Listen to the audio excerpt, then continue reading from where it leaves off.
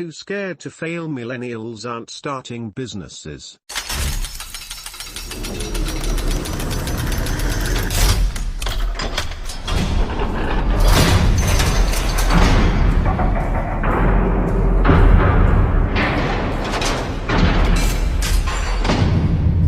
Interesting article on millennials and entrepreneurship. So let's motivate the millennials on here and let them know that you need to fail to learn and you need to fail to succeed. Before even reading the article, I thought to myself, parents giving kids trophies for everything and student loans. Simple as that. Sure enough, I would say technology has a lot to do with it as well. The millennials on here aren't so bad as the ones I'm used to talking to. The ones I'm conversing with are in the middle of a lot of pain and suffering, and in the victim mentality from abuse. Now I can talk to them and share this kind of stuff with them, but they have a lot of fear about breaking away from their dysfunctional homes.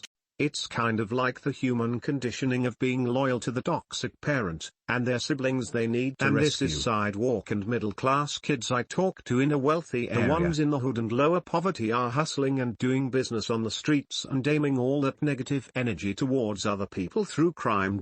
And then you have the ones that are above those two levels that are striving for college or entrepreneurship, that have their head on straight to a certain extent.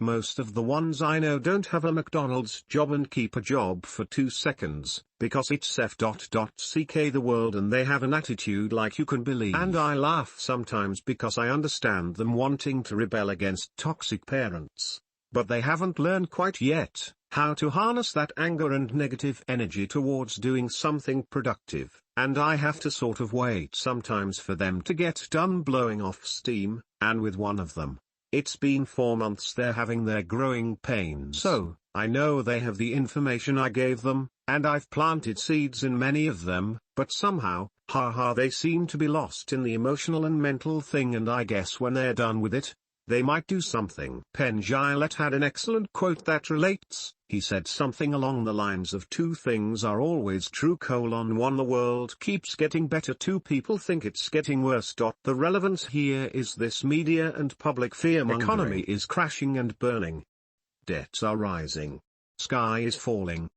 Dan Kennedy also mentioned this in one of his seminars. He said nobody talks about the new company which hired 300 people, but the one that fired 20. So you have these people who are so afraid of starting anything. I haven't seen any of this helicopter parenting ever in my life, though. It has always sounded to me like bitter old people making things up. Can someone give me an anecdotal example of helicopter parenting in real life? This is a legitimate request, not a facetious one. You know the ones. Parents who won't let their kids get dirt or hurt ever. The parents who get their kids' clothes picked out, shop for them, fill out apps for them, drive them everywhere out of fear. Overbearing, over-the-top safety parents. Parents that bail out Lil Johnny cause he's just being at 20 years old. Kids don't get bruised up anymore or work hard buying pre-cut wood over chopping logs, nom saying? Kids are babied. They love the system. They walk out of college with their hand held to the sky cause they are looking for a freebie or a handout. Why would they not? Their parents have always ever just kicked things their direction, no question. If only to keep 'em quiet. They vote for a party cause they never knew any other way. They look for perks, not real legitimacy of a candidate. What can be done for me? Why is the world hating me? Why don't things change for me? In relation to the article, it is also what I call the hive mind. The mindset of, well, my sister, brother, and closest friends are doing XYZ, better do the same. Revolves around FOMO. Fear of missing out, fear to be individuals. Fear to step out of the norm. Keep the sheep mind and we will all be okay. It is why the music on the radio all sounds the same. Fall into line and get a safe 60k job and pay back a debt that the GF will eventually just nip for you anyway. This way of thinking is sad, but well, P can't help you. I went to a school where money was aplenty and trucking to work every weekend was obscene. I went to work to make money and pay for things cause my parents stopped covering frivolous things early on. Kids I went to school with did it to learn value. Most don't hold jobs and get random thousands of dollars from their parents. I used to be bitter and envious, but I know had I been brought up that way I wouldn't turn it down. This grand ignorance of the road less traveled. It covers it back up in trees and weeds and makes it a lot easier for trailblazer tryhards like me to succeed in it. It makes it more man on the moon versus random success in the news. I love the lack of competition. The need to be liked and the need to fit in. College is doing exactly what the economy wants. Chaining the perfect person to a desk to pay off a debt they know they can't pay back in a timely fashion. They fit the mold perfectly. Made for it. Slowlane-your. This is exactly why I ended up not succeeding. I was always given everything and rescued and bailed out or bought all the time. I remember when I was 22 I wanted to buy a mountain bike and pay for it myself, and it ended up getting bought for me. The thing is, when people buy everything for you and bail you out, you don't learn. I was a spoiled kid from the beginning. I had every toy in the store, because people competed. I never lacked anything. And so though when everything came crashing down, it probably was the best thing that happened to me. At the same time, I saw how the poverty people had to survive and how hard of a struggle it was, and at the same time, I see how the sidewalk and slow lane people didn't ever teach me how to fish or sell fishing poles. I was fed all the time, but even their version of success and going to college, and wealth is distorted. If I didn't know better, the fall and failure actually made me a champion in life. And like Eminem stated, perhaps I needed to go there, to get here. During that experience it wasn't pleasant and painful, but perhaps the experience was necessary to become my best self. Think that makes the difference in leaders that make an impact. They've went through the experience and process. When I work with the millennials, the one I keep watching and trying to reach, I know they have to go through the process of emotions and hardships. This person knows I'm there online, and I make comments once in a while when I see the behavior is appropriate. The thing is, as a mentor I know they have to get rid of that negative crap, and when they're finished fighting and resisting, I can step back in when they're ready.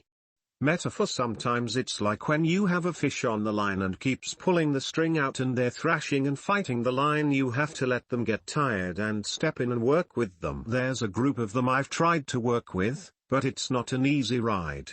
They listen to me, but they have a hard time disciplining themselves and sticking with it. On the flip side of this, I wonder if fewer people willing to take the risk and start a business means more opportunities going forward for those are willing to. More money for us in the end. Well, not true, entirely. But it's a nice thought for the competitive minded. Maybe because we have so much instant gratification. Oftentimes entrepreneurs are driven by excitement, the burning desire to bring their larger-than-life idea to life. But when you can lose yourself in a hyper-reality at the touch of a touch screen, building anything in real life becomes less exciting. So why would you go through the failures and emotional roller coasters of starting a business when you can just lose yourself on your Facebook news feed? I've wondered this when watching my girls.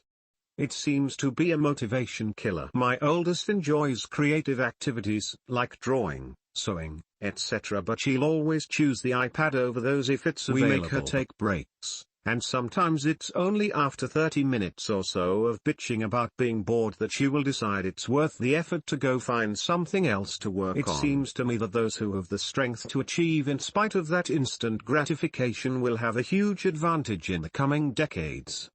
Of course, then the wealth gap will get worse, then more griping, etc., etc. I'm 24 and not sure if it's only something to do with my generation, but being bored seems to be a norm. When I was younger, and today, I'm rarely bored. Too many areas to improve, interests and hustles. Being bored is foreign to me. I'd often have friends calling me to take a break from my freelance work to hang out because they were bored. These are the f-king problems we have these days. We're bored, yet at the same time, we completely lack in any type of meaningful accomplishment. Interesting article, thanks for posting. I think the big thing that Yahoo's article missed is, the economy isn't just tech companies or an app company. An economy is based off production of valuables and goods. A lot of people don't have the skills to start a tech company or don't even know how technology, computers, software, Hardware works. The other reason why most economic growth besides fracking for oil has come from tech is because it is one of the least regulated industries in the United States. You don't need to spend thousands of dollars to comply with different regulations for different states. Just web hosting and a laptop and you have access to everyone in the world. Todo business with regulations, taxes, debt. Legal suing is why most millennials won't take risk. 40K average in student loan debts, 18 trillion in federal debt. Everyone that plays the victim mentality and sues businesses for no reason sucks for them. Good for us. Let them do their dead-end jobs and buy our products. It seems like everybody who has never started a business is obsessed with the so-called statistic that 95% of businesses fail, so they say very loudly that starting a business is a fool's errand, and wealthy business owners are lucky. Most of my peers were brought up by parents who bought them everything they wanted, the latest Apple products, Air Jordans, etc., and gave them participation trophies. As a result, they have no idea of the rewards of hard work and are afraid of rejection. Fortunately, that mean more meat on the bone for me. I had this moment in my life that I remember vividly. I was playing The Witcher for about 9 hours straight, completely enveloped in this intriguing world, experiencing it as an intriguing character. Then there was a power cut. Once the computer went off, within 20 seconds I remember something inside me clearly saying, "Oh, so this is what my life actually is. This is what it feels like." I felt worthless. It was an important lesson. The reason I loved rebounds per game and storyline-based games so much was because my own life had no story. I was a vegetable, not an interesting main character whose decisions make dents in the world. So it is definitely instant gratification. Closing your eyes to your reality and pretending that it isn't. When I stopped gaming so much and started giving my monitor to my friend for the week to motivate myself to work in the library, I realized how creative, intelligent and actionable I'm capable of being. Most millennials have more potential than they will ever know, because they've stuck themselves in a cycle of instant gratification and virtual reality, which is not enough to make them happy, but enough to make them comfortably miserable. On other message boards, when I talk about success advice, people usually give a hostile reaction. They think it's garbage. They like to whine about their problems just to get attention, but they don't want to do anything to help themselves. They like to whine about their future, lack of jobs, career choices, college major choices. Every time I recommend making money on the internet, nobody is interested. It's like you're talking to deaf people. I feel like they think that starting a business or being self-employed is for space aliens and they can't imagine themselves doing it. They act like the only way you can make money is a job. Some of them choose really stupid college majors and careers. Then they get a low-paying dead-end job after they get their bachelor's degree, and they think the answer is to get a master's degree in another equally ridiculous, worthless major. I'm glad I can now come here instead of hanging around people anymore. I am disgusted with my generation, but I am also excited that the incompetence will leave room at the top for those of us with some ambition and intelligence. It is going to be really easy to win with these folks as the competition. I really don't relate with my generation at all. I can count on 2 hands the people in this world who I consider my very good friends, and they are almost all older than 40. Coming from the millennial, there are many reasons. Too many reasons, and they are all terrible reasons. I have a friend who loves watches. He always asks for my opinion on watches, and he dreams of owning nice clothes, and looks at motivational pictures, and big houses, etc. He always talks about the future, and how he's going to make it. He never takes action though, and instead he rather just dream. The typical excuses from millennials are pretty funny. Some think you have to have a college degree. Others think you have to have 50K. Some think you have to be super lucky. Some just don't want to give up their time. Others think it's too risky. Some think they are not smart enough. They are all just excuses though. Luckily I stopped making them. The big one that I always heard when I was nearing the beginning of my career was to pay your dues, then you can start a business. I always pissed them off when I said the only dues I'll pay are to a country club. I currently make more money than almost everyone who told me that. I am also a member at a private country club just like I planned. As a millennial with millennial friends, there's two reasons I see why some fail to get started. Most millennials have been programmed from birth to do the safe thing and to never trust anyone. Since birth, what we eat, who we play with, where we sleep and where we work has been printed on a nice little life card. That kid's father did 2 months in prison 20 years ago for stealing sneakers. You're banned from his house. Those cookies over there killed a little child in Arkansas 15 years ago. You're banned from eating them. Your friend's house is next door to a gay, non-church-going, Buddhist-worshipping, Prius-driving, hummus-eating couple. You're banned from sleeping over. A lot of us grew up without being able to make choices for ourselves, which reflects in our adult decision-making. Most millennials worship the celebrity, the athlete, the musician. They see this life of luxury on television and the internet and love it. That's not a good thing. They see the ease these people live life and end up thinking wealth is easy to obtain. That Lamborghini Mayweather just bought? I'll have one like that, but in red. That private jet Beyoncé and Jay-Z uses to travel the world? That's my future. But they'll never get it because they're stuck daydreaming about a life of awesome, and have no idea how to take action. The ones that do take action realize it's hard work to even gain a $1,000, so they give up and go back to daydreaming. This generation is the slow lane generation. I was fortunate enough to have parents that allowed me to discover life on my own and formulate my own direction. Unfortunately or fortunately, however you look at it, business creation in this generation will be very low. It's better to believe that it's easy to make money than to believe it's hard to make money, as long as you don't believe that you can make money without taking action. One big reason is the crowdsourcing of what they should think and do. From what shoes to wear to school to the countless what business should I start threads on this site. They are incapable of buying without reading online reviews that all say it is awesome, and are incapable of taking risks because 7 of the 32 people they asked thought it was a bad idea. Herd mentality is strong in this group. I don't know. My daughter is 23, and some of her generation that I have met leave me with limited hope. Then there are the other ones, who are doing incredible things. Look at the baby boomers for a minute. Never has there been a more self-centered generation.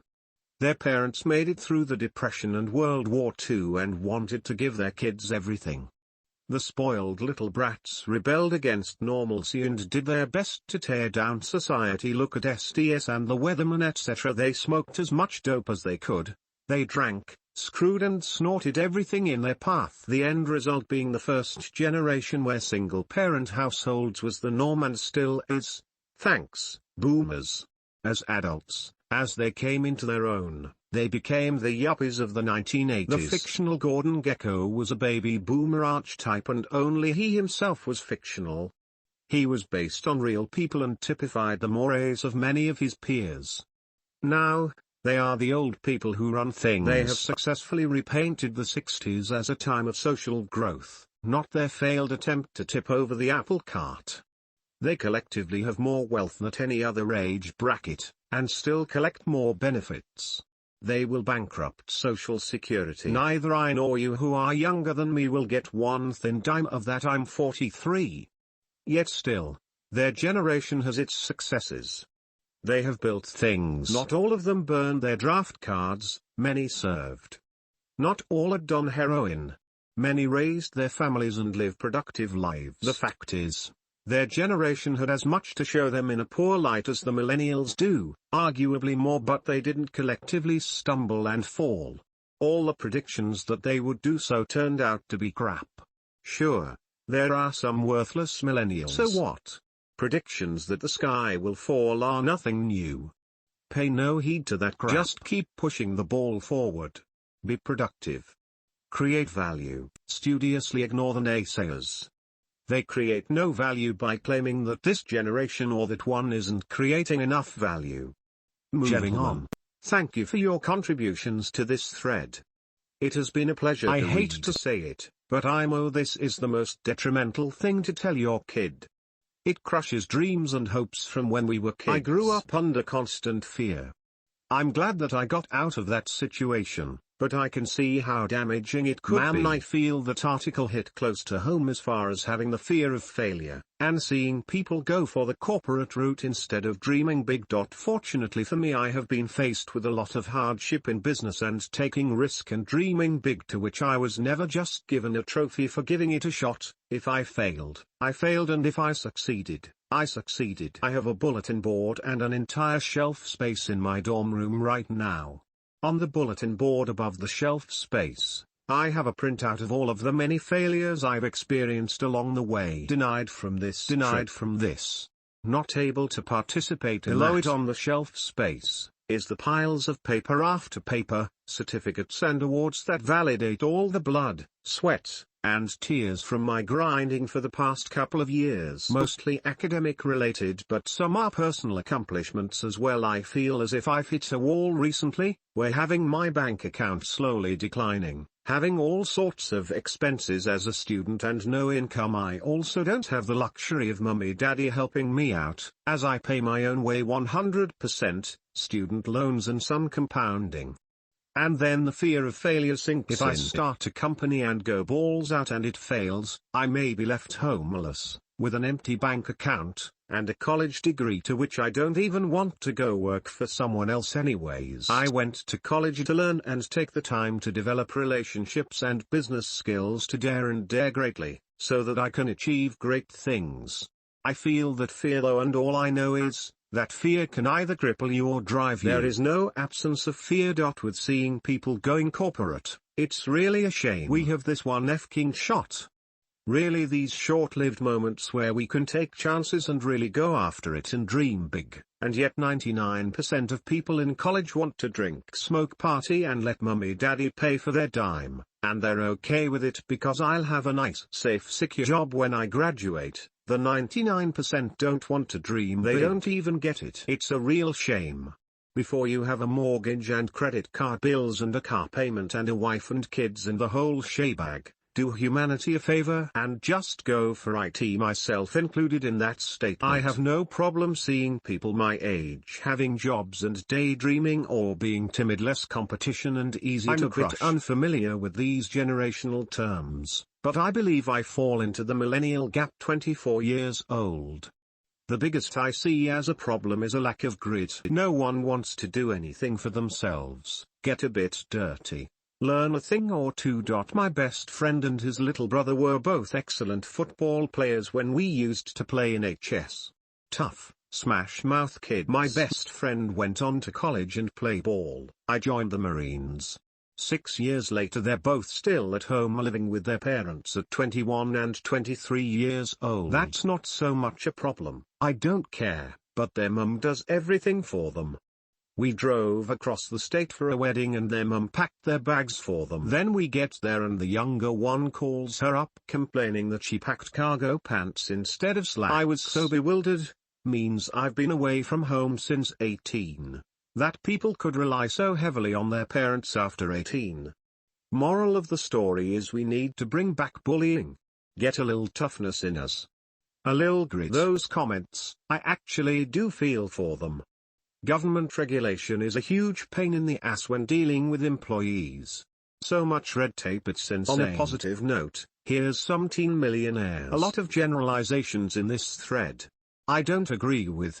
The internet has made more millionaires in the history of the planet, however there's definitely a lot of valid points I agree with. I'm a millennial. My brain has been wired from birth though parents and school to adopt the slow lane mentality.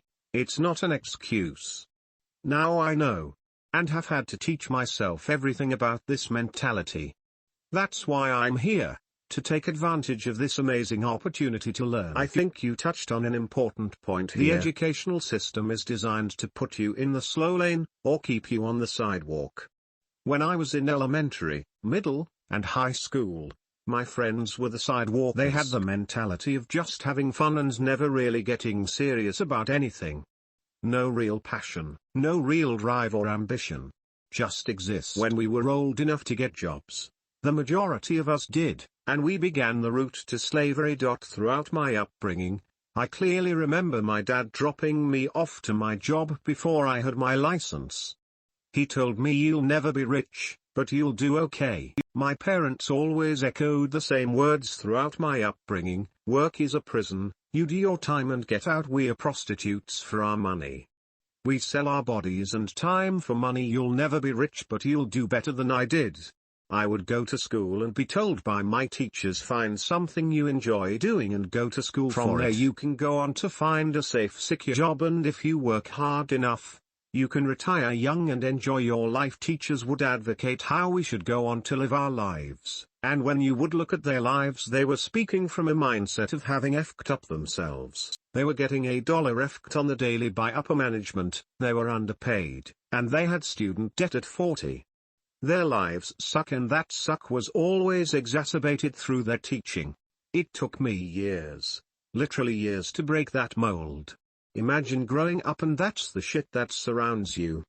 It's no wonder the millennials aren't starting businesses. What the FCK do you expect with this kind of upbringing? The only way I got out of it was through a life coach, mentors, books, ditching the loser friends, and from that shift of mindset or environment, taking action and starting a business and beginning to learn the possibilities that exist in this world for all of us if we just take the time to notice. Sorry, little rant before relevant content. I am starting to get sick of all the media millennial talk with their sweeping generalizations, Mark Twain statistics, and condescending passive aggression. The funny thing about all of these shows, including the one I saw yesterday about millennials' participation in politics, is that they talk endlessly about how we aren't voting, or forming households, or starting businesses. Then they quickly gloss over a stat like, over history young people have never been very involved in politics, and in fact the first Obama election had the highest youth voter turnout in history, or excluding the housing bubble peak there is still statistically more home ownership than in generations past,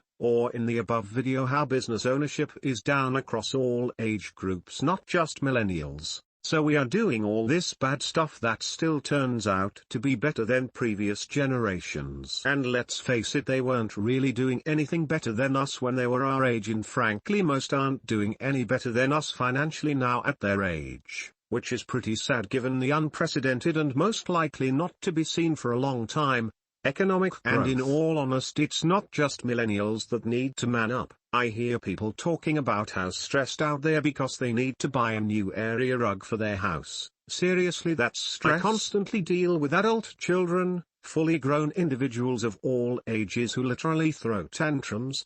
Things like Tom insulted me or Jim took a bite of my sandwich. It's actually quite shocking. Rant over. There are a ton of factors that I think play a role in why there is less new business formation, one of which is without a doubt student loans. But in all honesty, things just are not the same. Hiring and firing people, all the regulations, the fees, the licensing, the tax structure, how one must operate, the magnitude of capital required, stagnated growth, more sophisticated economic systems that led to massive industry consolidation equals fewer bigger players. Banking, technology simplifying operations on a national and international basis, and on it goes. I have had this debate many times already, but things don't really work like they did years ago, especially banking. I know several medical professionals who graduated with significantly lower student loan debt when adjusted for inflation than doctors are graduating with today, and went on to open practices in their late 20s. They literally walked into a bank with very little if any track record, minimal cash, and significant debt, and were able to take out substantial loans to fund tenant improvements, operating expenses, equipment, and other startup costs. In college I tried to pull $10,000 worth of equity out of my vehicle to fund a business after being told there was a snowball's chance in hell I would ever get a startup business loan, only to be denied again, and I had direct experience in the industry. Big difference compared to walking into a bank in 1975, slapping down your newly minted diploma and borrowing $100,000 for a business you had no experience in. I have a friend in dental school right now, and when I asked if he would open his own practice, he laughed and said his debt payments will be about $5,000 per month. That's a pretty big nut to cover from day one before accounting for equipment, rent, payroll, insurance, etc. Some interesting opinions and insights here, especially from people in this generation. Marked Gold is dead on about business funding. One of my businesses has stagnated on 3 separate occasions due to lack of capital banking. Hurdles my father was able to get over because it was a different time. Banks may be shooting themselves in the foot as crowdfunding begins to take hold. Don't think they are going to be able to get a lid back on that box. You're dead on. I'm 23, was raised in very much the same way. My parents are super supportive, kind parents. I love them to bits, but there is definitely a slow lane mentality there. I grew up thinking I was going to go be a cop, join the army, or maybe do something with computers, work till 65 and then maybe retire, or maybe be a stay-at-home mom, which is my current gig.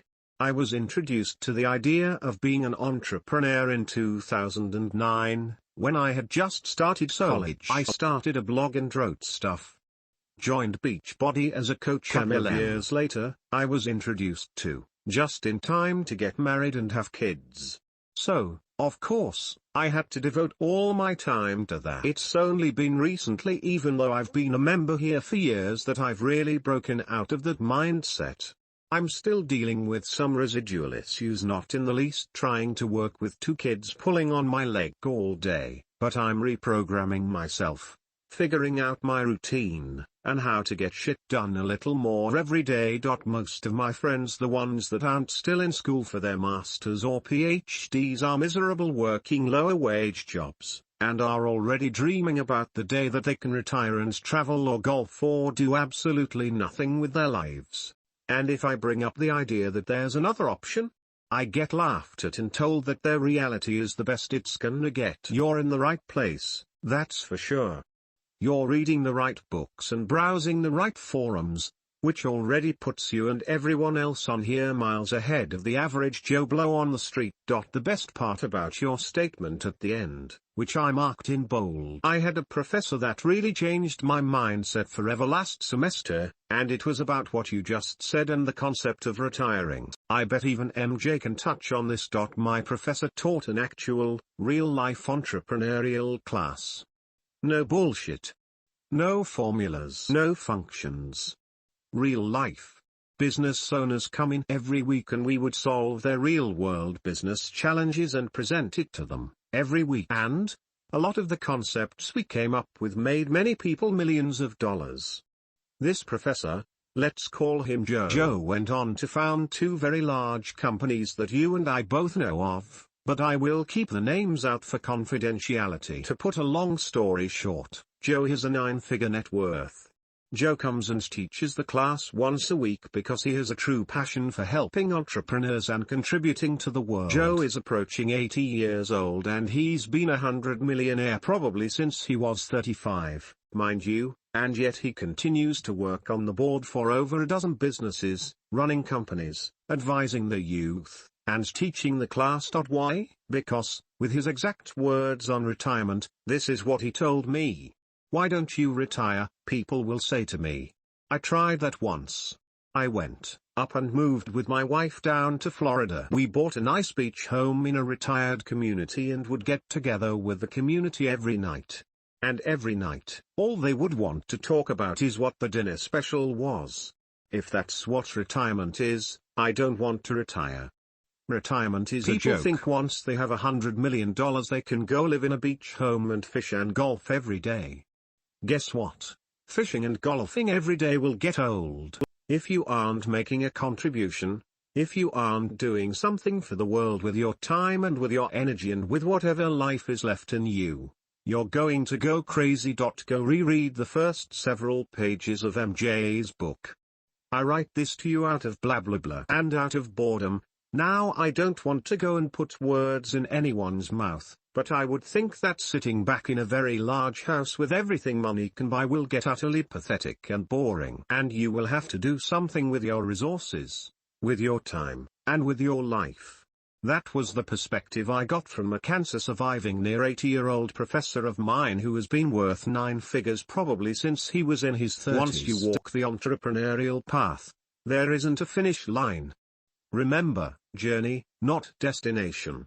It's a carrot on a stick dangling in front of you, so don't think you're going to make it and retire and golf and fish all day. Reality will catch up with you. You will probably always be doing something entrepreneurial once you drive into the fast lane. Same here. I'm 25, and my childhood was exactly the same. I think, for me at least, it was a reverb from what my parents experienced. My dad's dad was always trying some business scheme, and never really devoted himself to anything. Dad had to move all the time, and I think he saw business as what Grandpa was doing. I am pretty sure he vowed to work extremely hard for a company, so he would have some stability. He now rubs this off on me, because he views business as inherently risky and a bad idea, even though his dad just did business wrong. I think it a little more complex than just saying our parents just give us everything. I think there is a reason they act like they do. But I am still trying to break free from the chains myself. I've found that I have an extreme tendency to stop doing anything I won't like or be good at, or if it gets hard, I do things that I am good at. Really is a problem once that tendency applies to business. I am working very hard on closing the open loops in my life and learning perseverance. Not sure if I'm a millennial or not. I'm 34, but don't worry too much about us, we'll be fine. You can see the light bulbs going on over young people's head every day. Or at least I see it. It usually happens when something wild like $700 billion given to bankers for a bailout, or when we receive that fat Sally Mae bill, or you see Snapchat being valued at $10 billion. A lot of us are actually finding new and different ways to move the world forward, i.e. Bitcoin, crowdfunding, social media, so don't worry too much about us. We'll be fine. On another note, who are these whiny-ass victim millennials you guys know? Either I have really good, intelligent friends that don't mind taking risks, or but I don't have these experiences with people my age. Shit, most of the people I've partnered with have been my age or even younger. I'm 18 from EU and I founded a company and made a few $100 so far. If you ask me, it's really simple. Parents are stupid greater than their kids are stupid. Everything comes from parents and most parents are just plain stupid. Period. Unless kids change their mindset along the way. This can happen, I think, only to the kids that have enough. Enough humiliation. Enough of that feeling that they average. Enough of taking crap from mothers, etc. These are the only two ways I see how kids 18 to 24 start a business. Enough of something or smart parents. 24 plus obviously start thinking about money more, and it's another story, but I can only talk about my age and college. But anyways, I like the situation. More money for those who are trying. So I went to actually go find what a millennial actually is and their characteristics. I have realized just myself and the few don't exactly fit the mold. Some positive qualities for sure, and these are all I feel sweeping generalizations. But I digress. This has been an eye-opener for me. I might have jumped into some great books and chuckle at the idea of having benefits and a 401k right now, but I still have herd mentality when it comes to products. I won't say it's a safe mentality to me. It's say if hundreds of people gives this an above average review, I'll not waste my time further. It's the product for the job right in front of me. Not to say I haven't looked into things for too long either, but these are things I'd consider more future-proof or things that will affect my body or health. I know a lot of people in my city under the age of 25 are very lost in their below average lifestyle and distract themselves with social media and entertainment. I do it in my own ways too, no doubt, but I'm still working it. I believe some people find I might be too serious to have fun. What in the world do you do? Everyone you know seems to be either an addict or a degenerate. Lol. Funny, I was reading an article today about exactly this topic. The crux of it was that life is good, and only getting better, regardless of what the media would have you believe. Some facts included: the world has never been more peaceful, civil wars are down 40% since 1990. They are also becoming less lethal. In the 1950s 86,000 people would die on average. Now it's 3,000. In the Middle Ages you had a 1 in 8 chance of dying violently in some kind of war. Now that number is minuscule even when accounting for disease and famine-related causes. Threat of nuclear warheads are down and declining from a peak of 70,000 to 24K today. There has never been less poverty. The number of people living on less than $1.25 a day dropped 52% to 21% in the past 30 years. Most people in the US say that today would consider themselves poor, in fact live better than the kings and queens of a few centuries ago. Hunger is down 40%. There are 78 million fewer child laborers than there were just 14 years ago. Still over 150 million to go. The number of democracies have increased exponentially from a low of 11 in 1900, to over 80 today. Crime is down in the USA and Canada significantly. Lifespans are always increasing. Malaria rates down. Teen pregnancy down. Smoking down. Regarding teen pregnancy, with the proliferation of shows like Teen Mom, people are under the impression that more kids are getting knocked up now than ever before. Simply untrue. This is the golden age for you, your family, everyone you know, and everyone else around the planet. There has never been a better time to be alive, does it? Your mind is likely filled with thoughts of recent terrorist attacks, racial tensions and economic crises. I am never turning on the TV again. Was going to watch the last few NFL games, but FCK'd. I don't even care. I consider myself an emotional and mental firefighter. Advocate. I'll go where no one else wants to go. Life coach or spiritual teacher or human service worker or social worker, mental toughness coach, psychotherapist, sports psychology, and I don't know. You people all keep confusing me who I am with all the labels, and repackaging, making a new book cover, and calling it something different. You tell me what I am? I know it all. I've been studying it for most of my life. Just didn't know at the time. I was just a lifelong learner.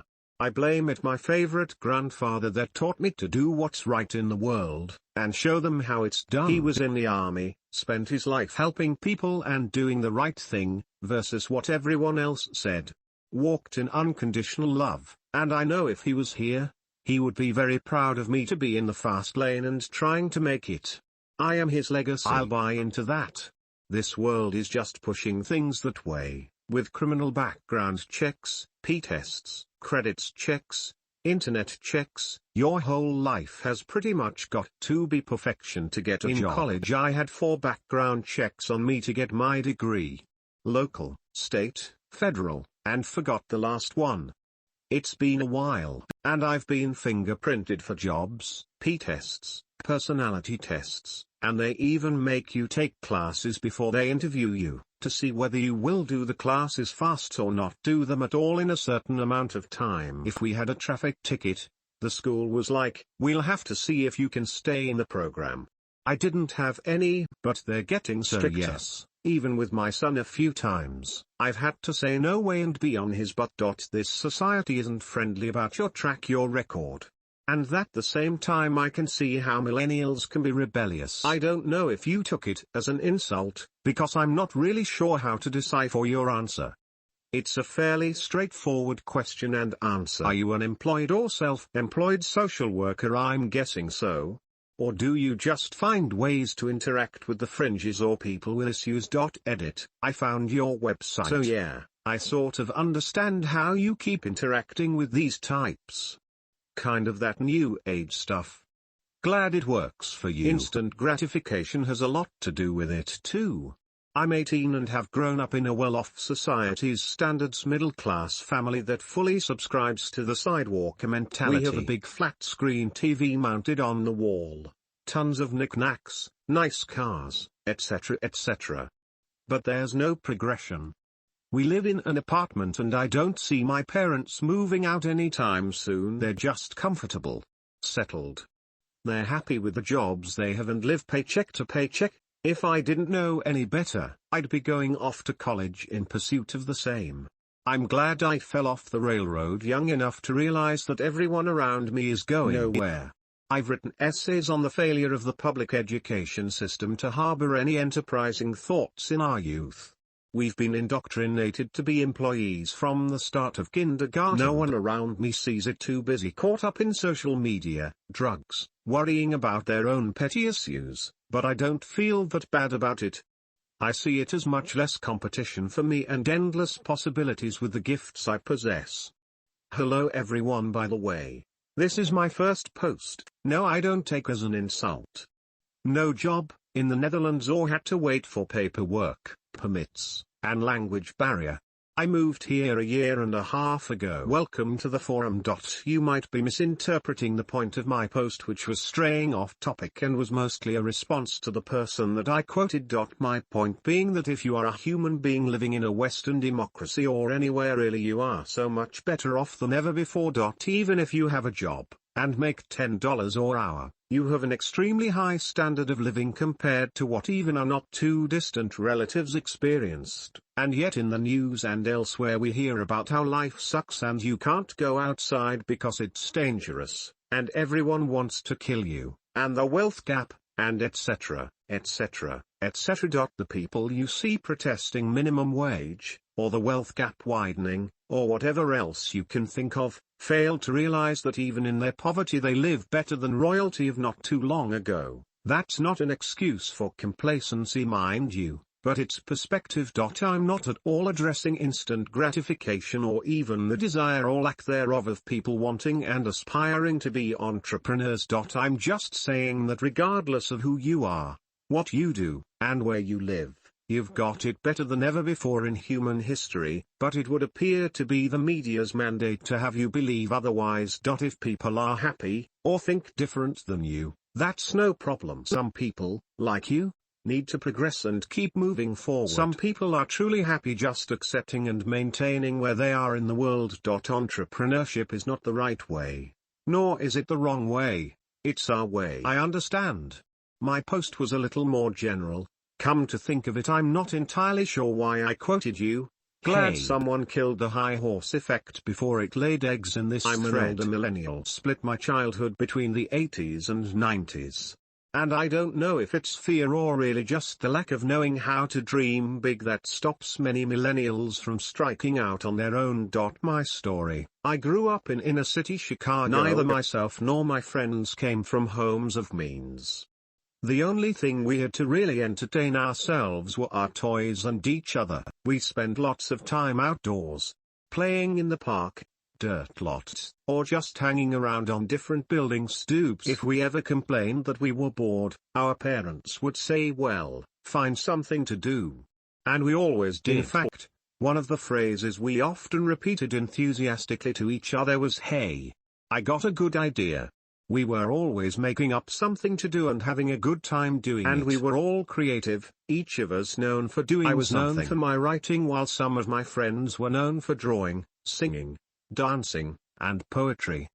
We spent a lot of time producing things and sharing them with each other. Contrast that with my cousins who are 5 to 10 plus years younger than me. They grew up with TVs in their bedrooms, complete with cable packages, and spent a lot of time in front of the TV, on the computer, and on video game systems.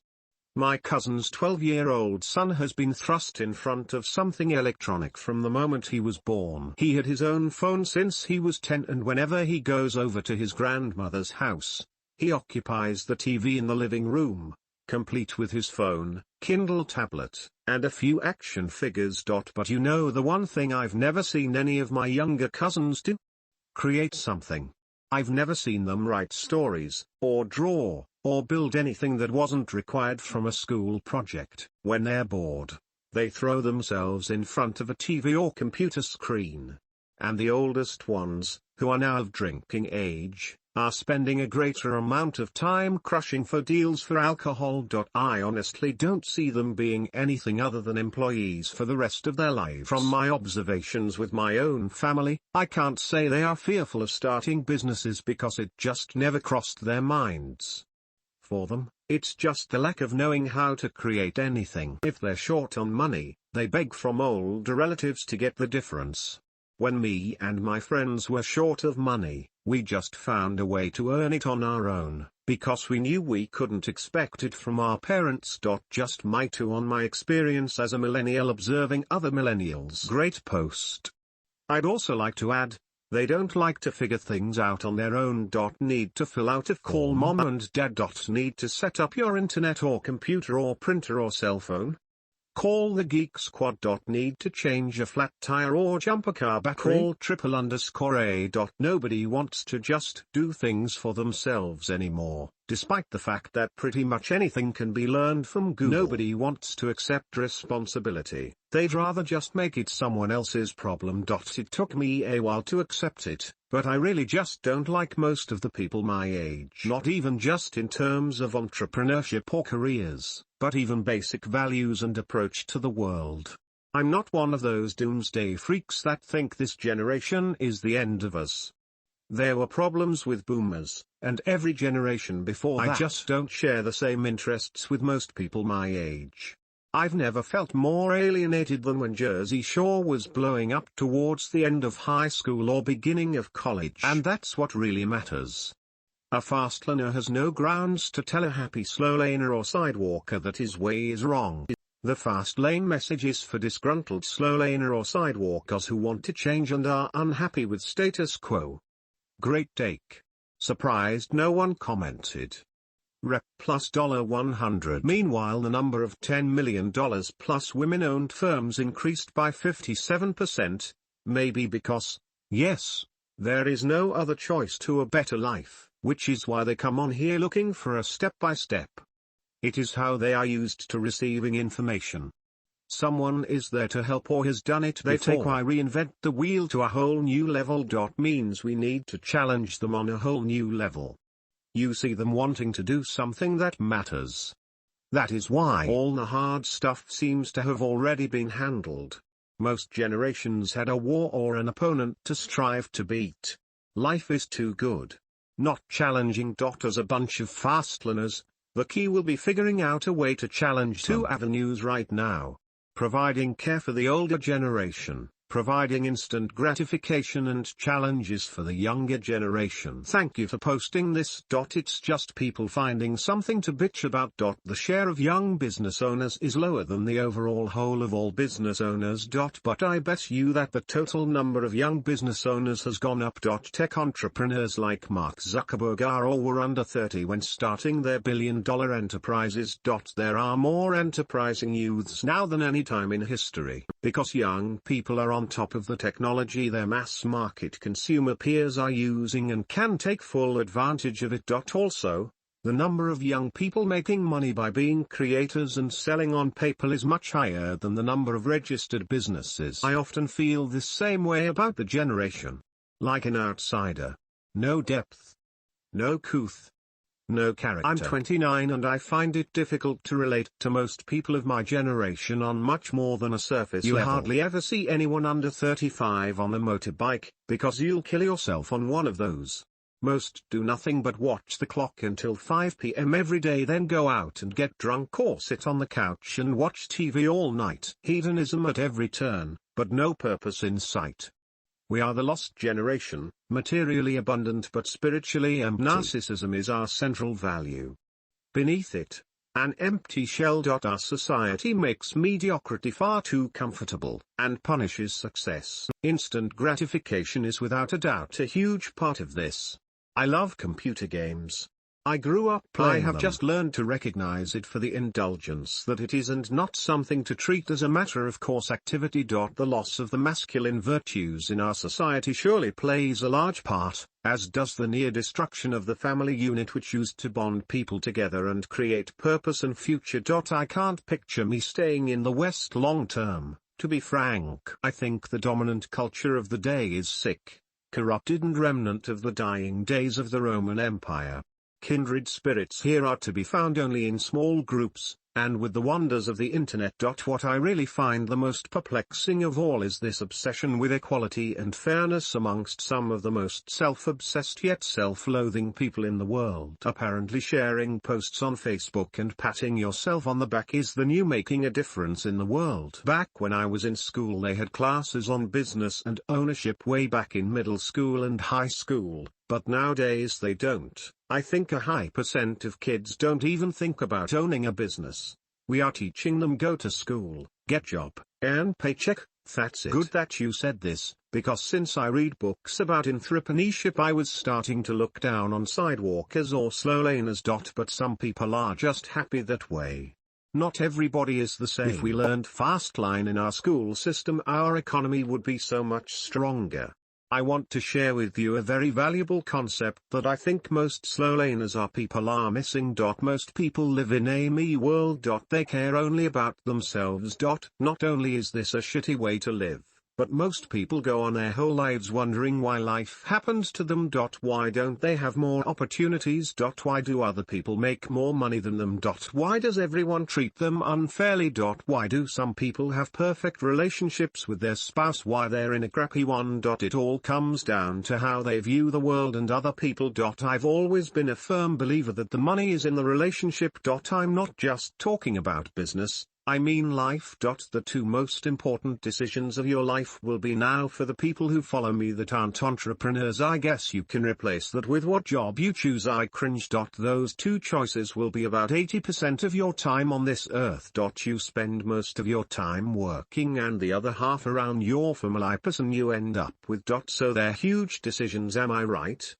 From day one I've always entered every relationship and business relationship with I need to do more than the other person. My first big break in this industry came down to me being a hustler. I didn't have money to bring to the table, I didn't have marketing knowledge to bring to the table, and I wasn't established.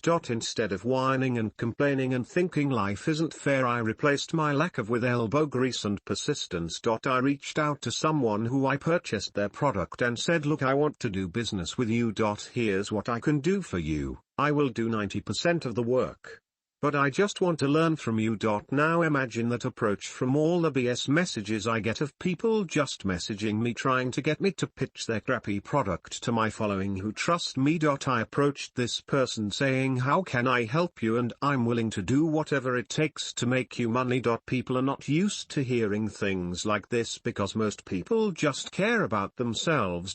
I wasn't worried about my time or making the money, I wanted the relationship. That relationship and advice I got from this person led me to where I'm at today. Starting adding more value to everyone's life you come across, and it will improve every aspect of your own life. More money, more quality relationships, more energy to get out of bed and make shit happen daily, and you just naturally feel good. A much better alternative to pretending you're happy around other people when you know truly you're not.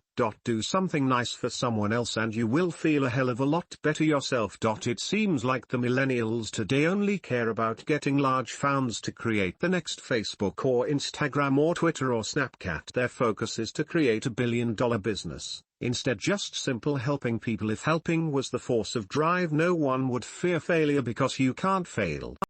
As a late millennial, this problem originates from the fact that we are always on some form of device, always speculating on others, and it has all culminated into one terrible habit of life.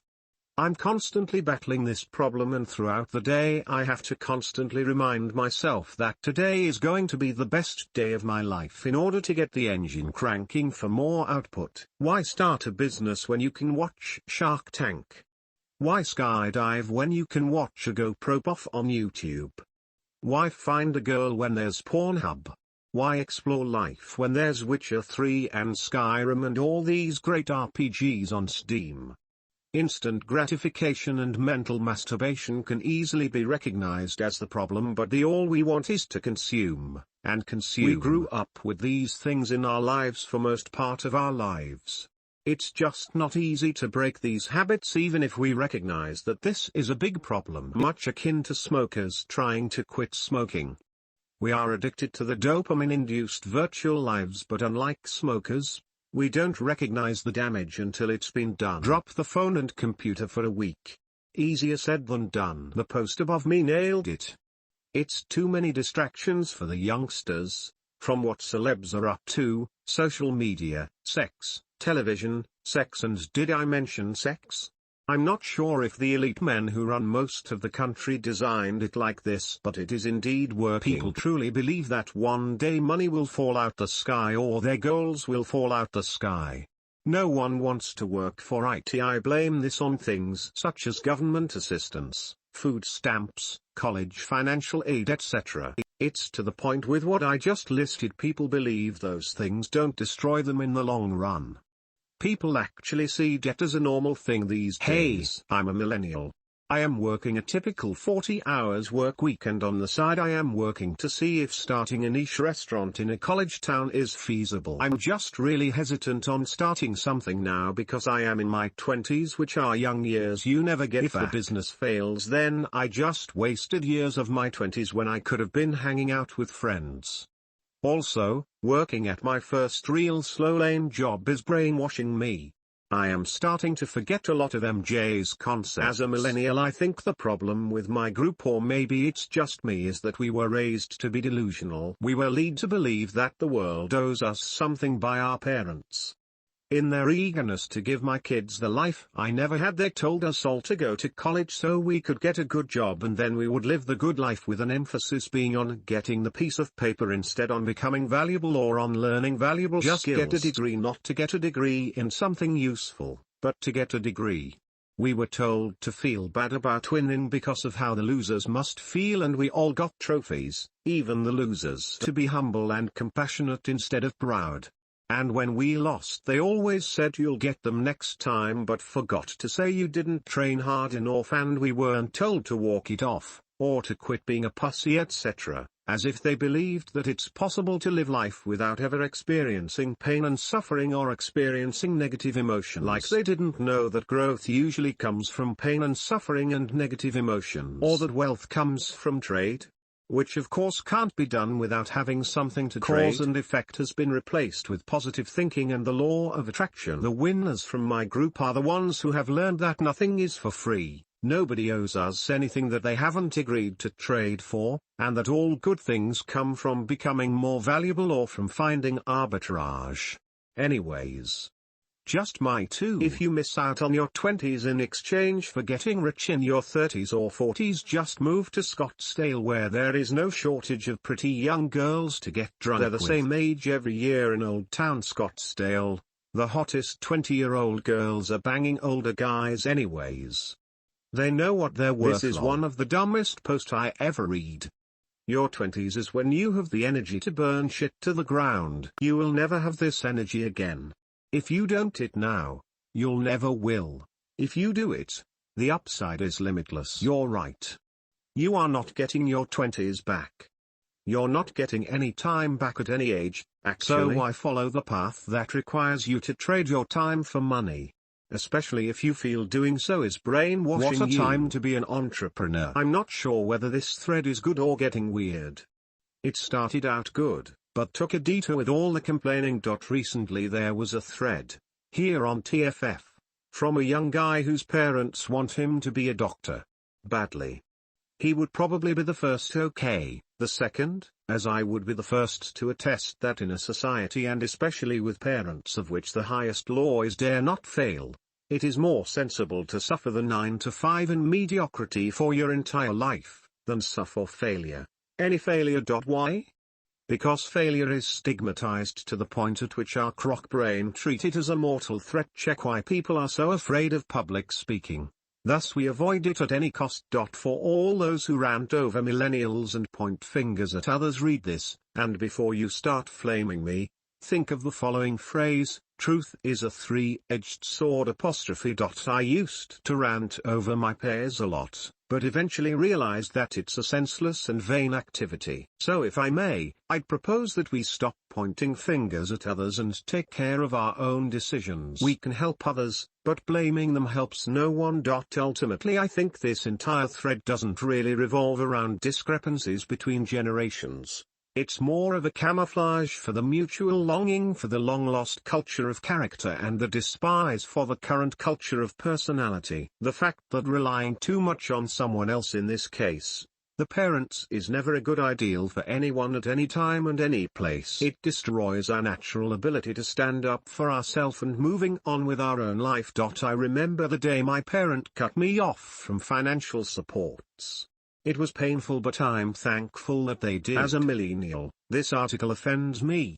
Excuse me while I retreat to my safe place and continue working on my business that I wasn't scared to start. They think they are victims. They think their lives are any harder than someone who grew up in the Dark Ages or during World War II. I don't feel sorry for them. You can't help people who want to be victims and whose very solution to their problem is an e-book or Google search away. Some things I have learned as a millennial. I must be odd. I'm a boomer and I think the greatest generation our parents was the greatest generation. I would agree. But I think the next Gen Z has a shot, too. I agree my grandfather's generation was the one before boomers. I say that from being a nurse aide for several years, listening to their wisdom, their hardships, their triumphs, successes, and failures. They were from all three social classes, and even some were entrepreneurs and wealthy. They seen life completely differently than any of the following generations, and I know they weren't happy with where the world was going.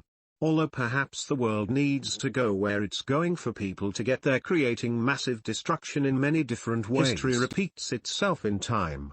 And if you look through the centuries, people forget where we've been because they have a limited point of view. They see the surface and face value, and neglect to dig deeper in the past. Millennials kind of have a death wish, turn things upside down, and get caught up in the emotional dynamics.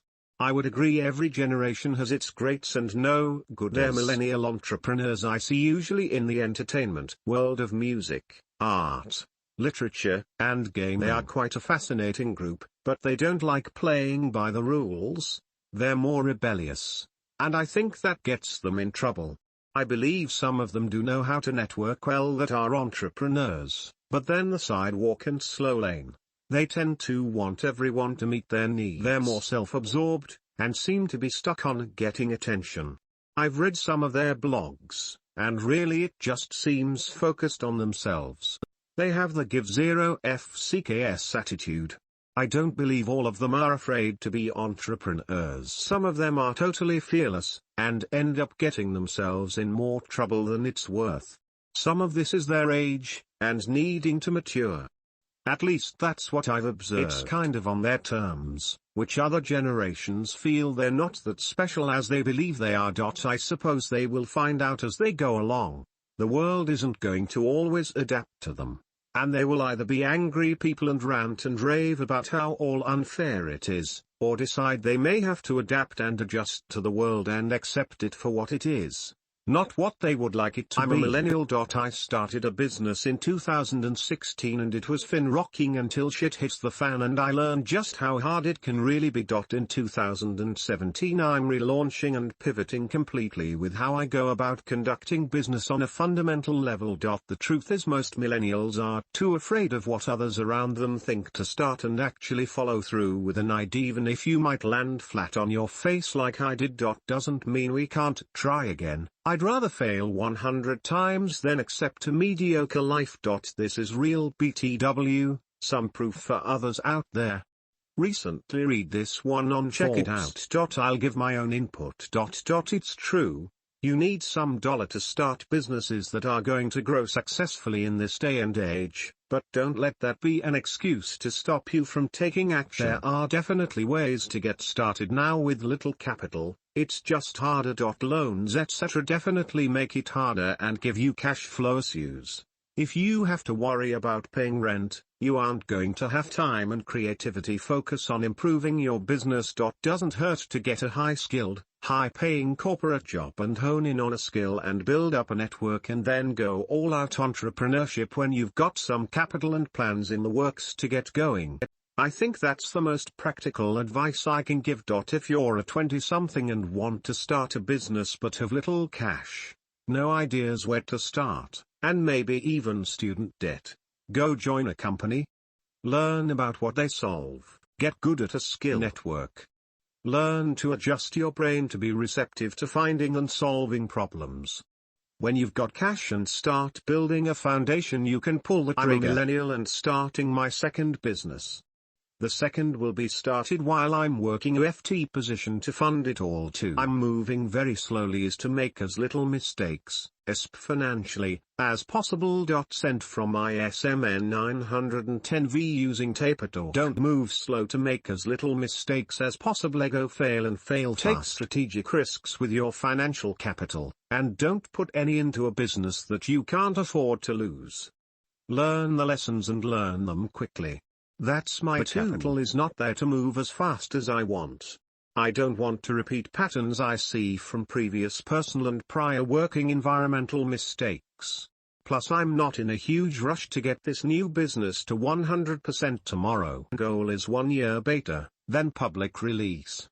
It's a little too complex legal, regional laws, user participation to go quickly. Sent from ISMN 910V using Tapetor. Seeing this thread brought up some personal thoughts about the subject. Maybe millennial are too scared to fail because other millennial are just itching for an opportunity to shit on them, whether publicly or some shade-free type of shit. Both cases are sense of insecurity, the millennial too scared and the millennial who brings you down afterwards. Based on my 26 years on this planet and my historical knowledge and extensive movie viewing experience I think previous generations had much stronger sense of self-esteem, and I think a lot of that had to do with good upbringing and social support for each other. Maybe even a sense of community played a part. I mean, if I lived in a tightly knit neighborhood where everyone supported each other and I wanted to start some business, I honestly would have more balls to call people, get info, etc. because I feel like my neighborhood got my back. Nowadays, and I know this is bad mentality, I have the feeling that if I FCK up something and look stupid, someone somewhere gonna laugh at me, even in my own home.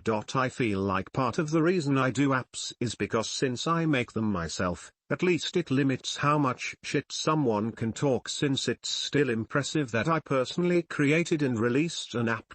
I'm going deep here and yet mockery and humiliation can be a powerful motivator if channeled correctly. A guy I used to go to school with started DJing in high school. At first he was laughed at for being an unpopular geeky kid making a few beats on Fruity Loops. You will never be a real DJ, you suck, etc. they said. But he stuck at it, starting by playing at school balls, then later local bars and so on. Soon he was playing gigs regularly across the country. And just last year he signed with the local branch of an international record label company to record an album. Success after ridicule is the greatest feeling in the world. People would do better if the rest weren't so obsessed with labeling and categorizing everyone. If they weren't called millennials and just treated as individuals, maybe they wouldn't feel the social pressure of meeting what's expected from them, and also those expectancies would disappear from everyone else. Just a thought. Sounds like millennial speak to me. I blame the internet. One of the greatest inventions in human history, and what do most people do with it? They use it to action fake. Compare themselves to others over social media, use social media to only show their highlight reel instead of their failures. Attention whore, and seek out and find confirmation of their biases for why they can't succeed. They read about building a business instead of building a business. They read about talking to girls instead of talking to girls. They read about getting in shape instead of hitting the gym or the sidewalk. They read about traveling the world instead of traveling the world.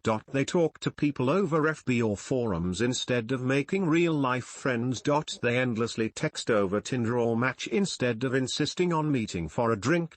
They endlessly post about the poor kid with cancer instead of giving their time or money to help.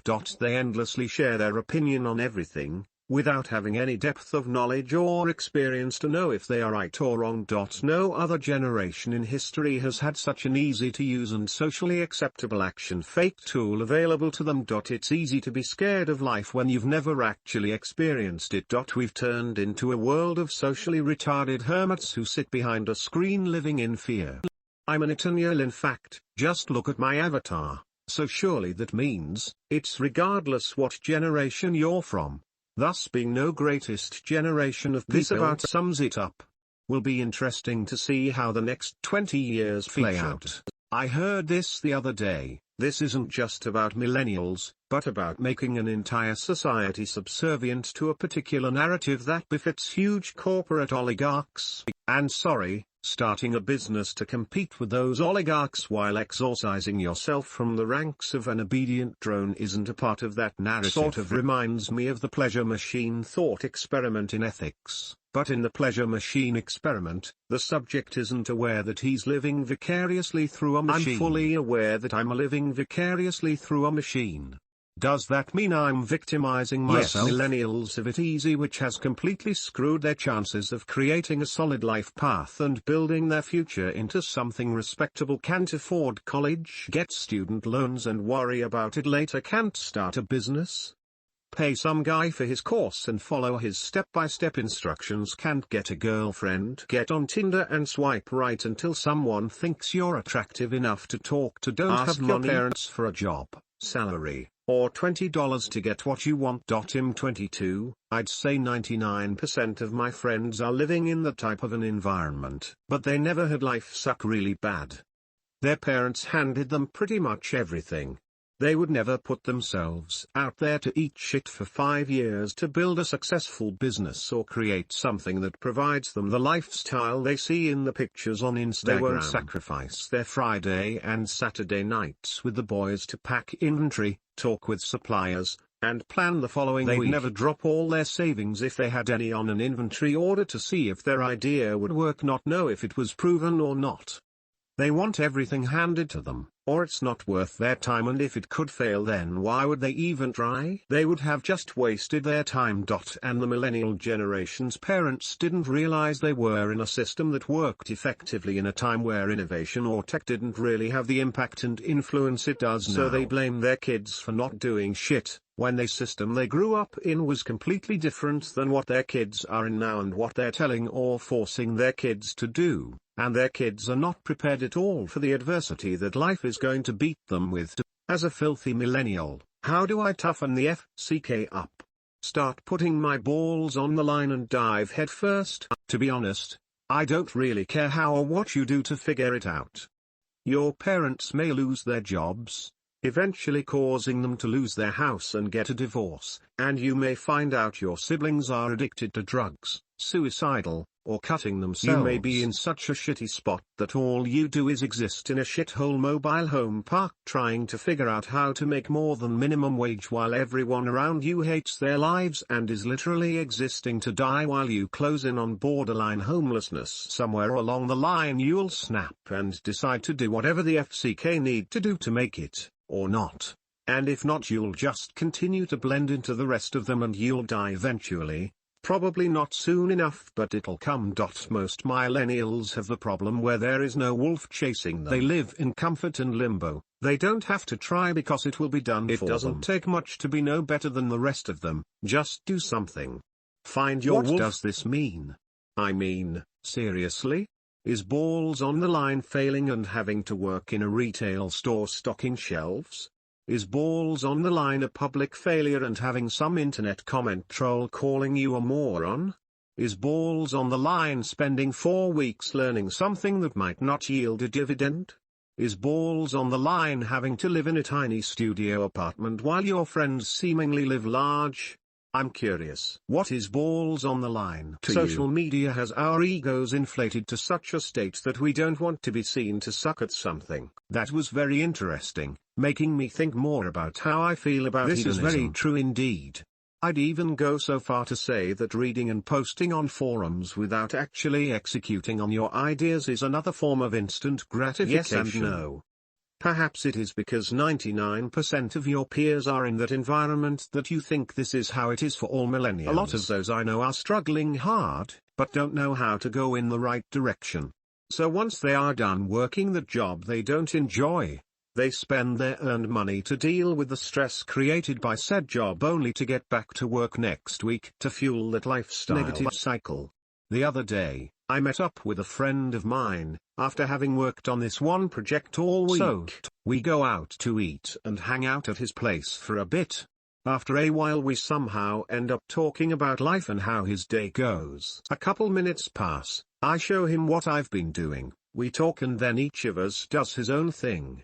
I'm working on said project trying to split atoms in my head while he is downloading a game.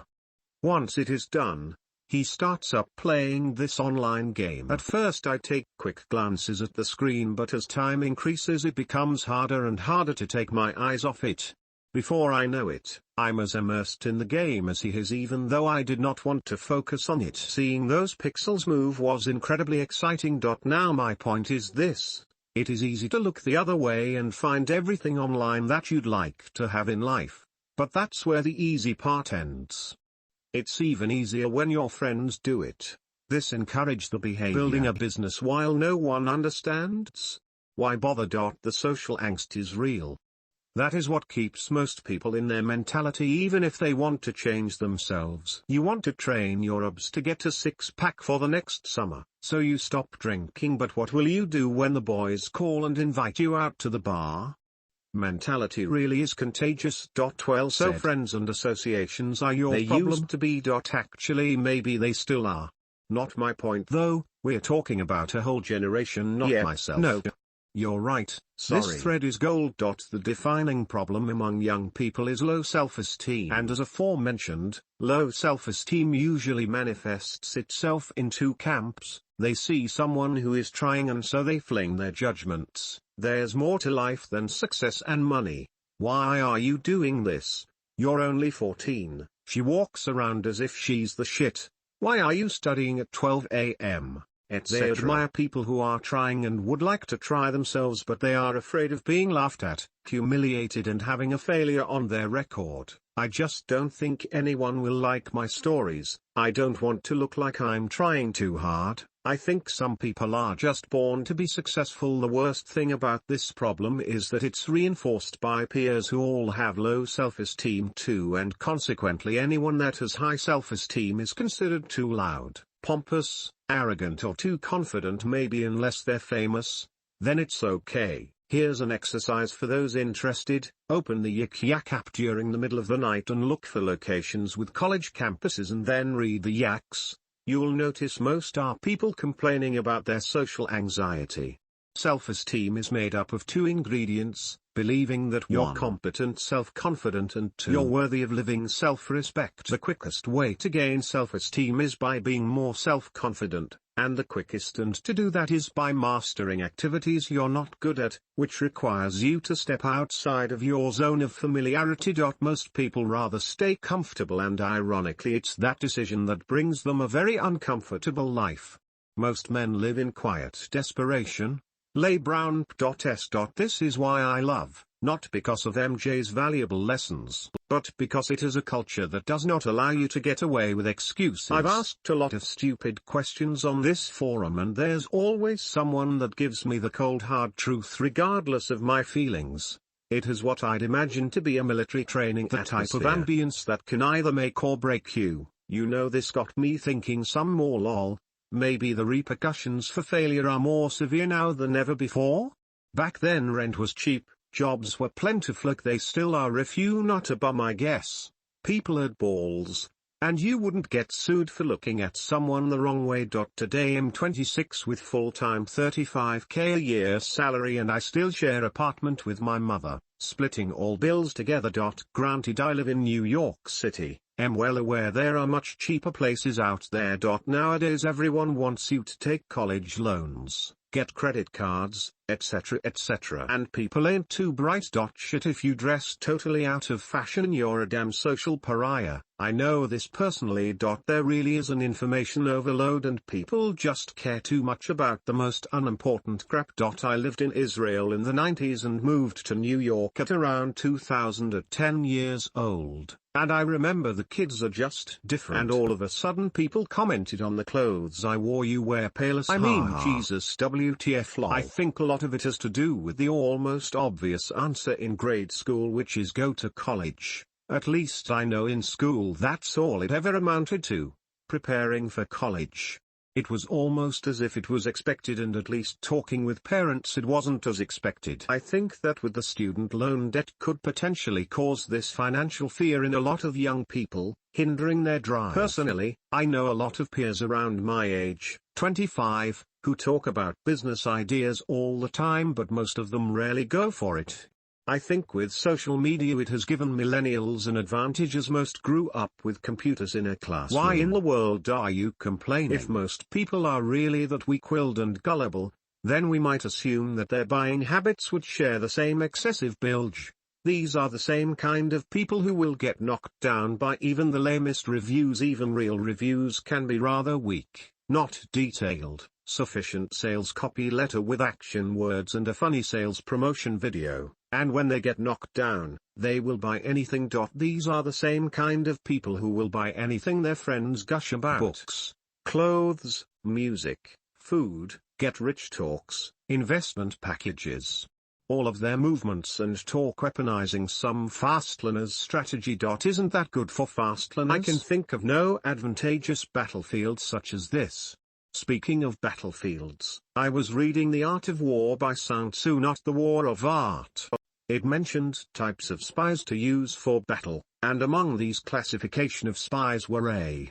Spies from the enemy. Historically, they could be enemy officers who did not receive their deserved promotions, punished soldiers or officials who lust for bribes. Now, it can be workers and veterans who got laid off from their corporate jobs or failed business. These rejected workers are actually very useful in the sense that they have knowledge on the terrain and field, and will provide insights and help to conquer it.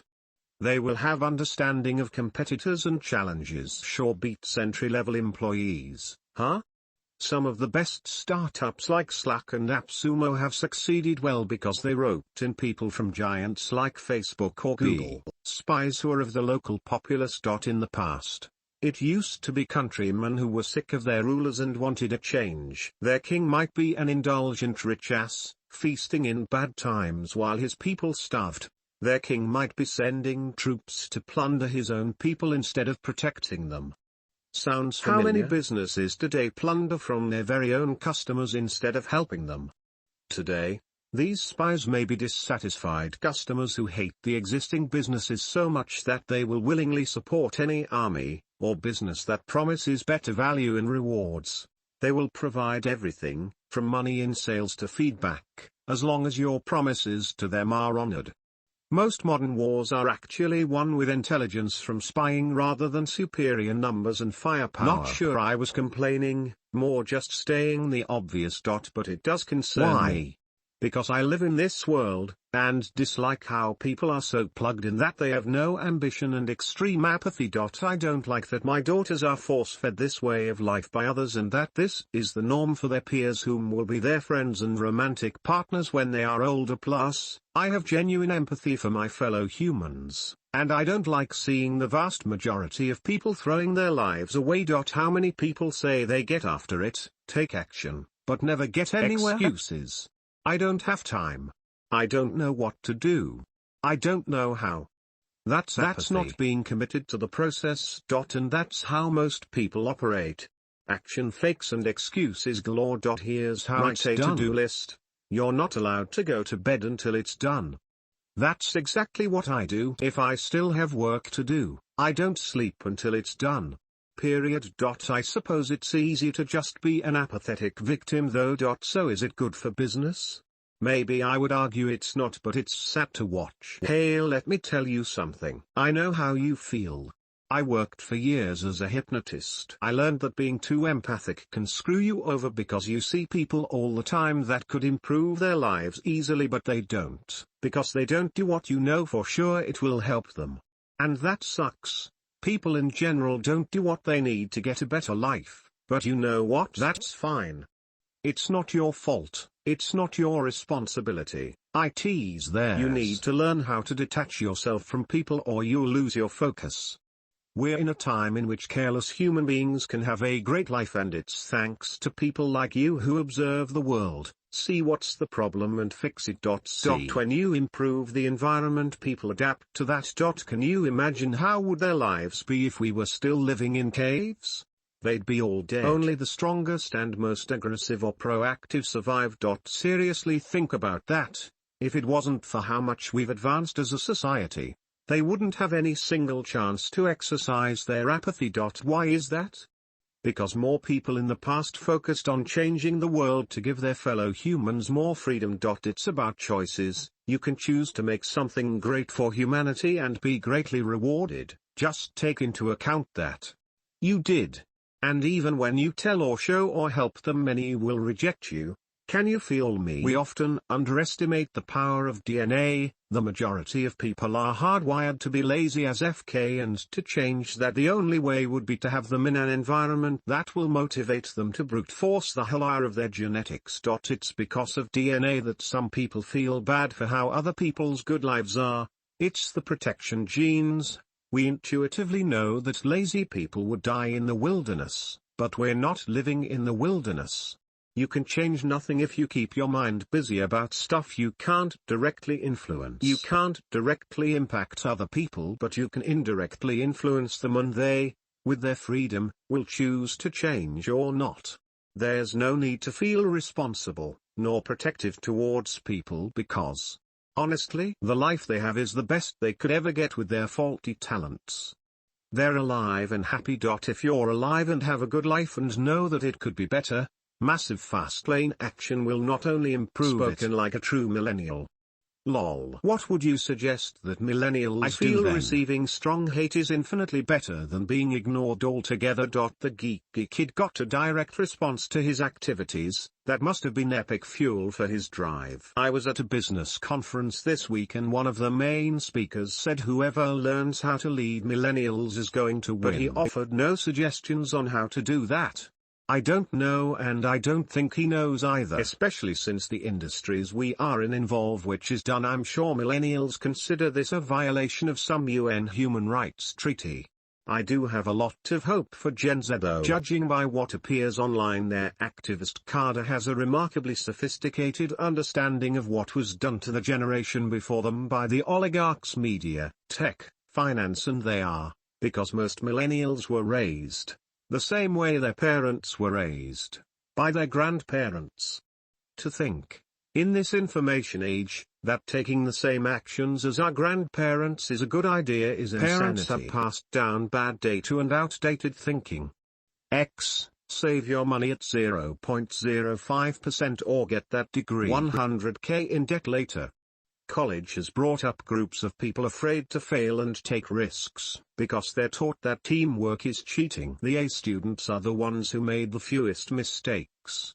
That's why I created content to teach millennials how to change their life, change their income, and succeed in this new age. I'm embarrassed for my generation. Many have turned into a bunch of safe space, lazy, gender-fluid puss cakes. I think about how good we have it and how life has never been easier, yet there they are bitching about the Kardashians or some other nonsense. In my neck of the woods, I hear about the tough, wiry bastards that did what they had to in order to feed their families when farming wasn't as easy or profitable as it is today.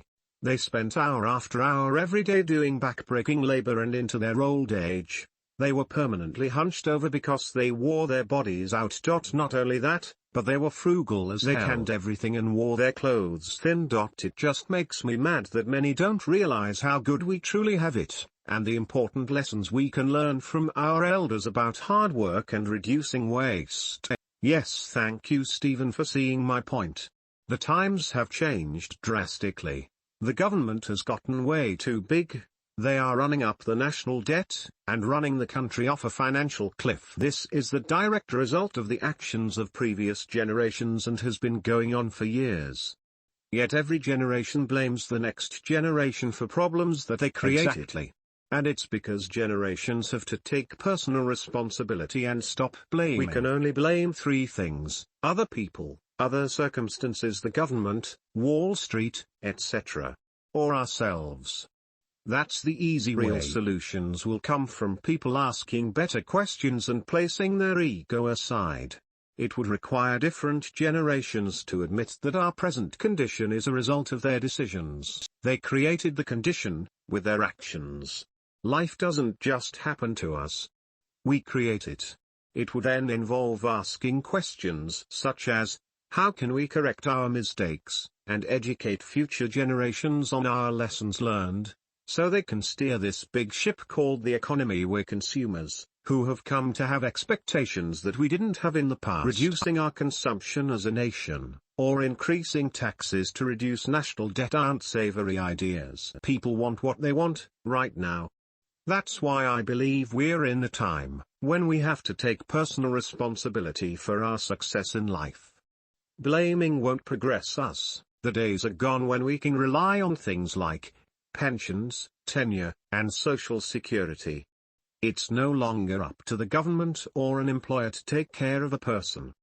They put that back on the person, with programs like the 401k. There is no point in identifying yourself as Millennial, Generation X or any of the other overly deterministic cohort names.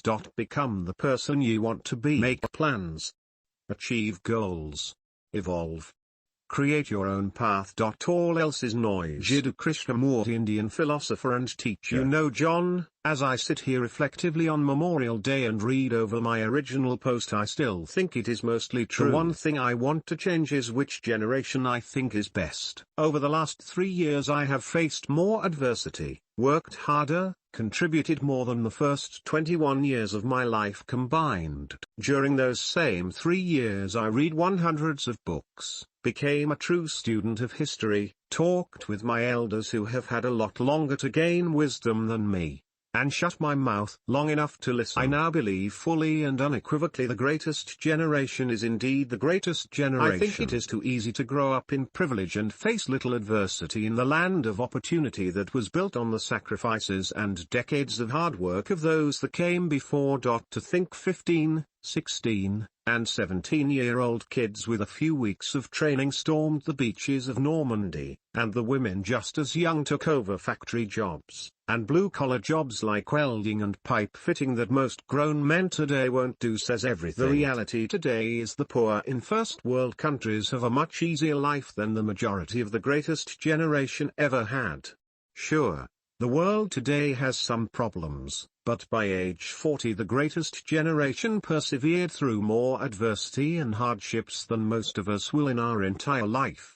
I wonder if the trend improved, stagnated, or worsened over these last 5 years. As the saying goes, shirt sleeves to shirt sleeves in 3 generations. This generation had it better than any other in terms of technology, progress of society, etc. Many first worlders were born with a silver spoon in their mouths. To start a business you need to be okay with failure. For that you need to be okay to feel pain. Most millennials want to avoid pain at all cost.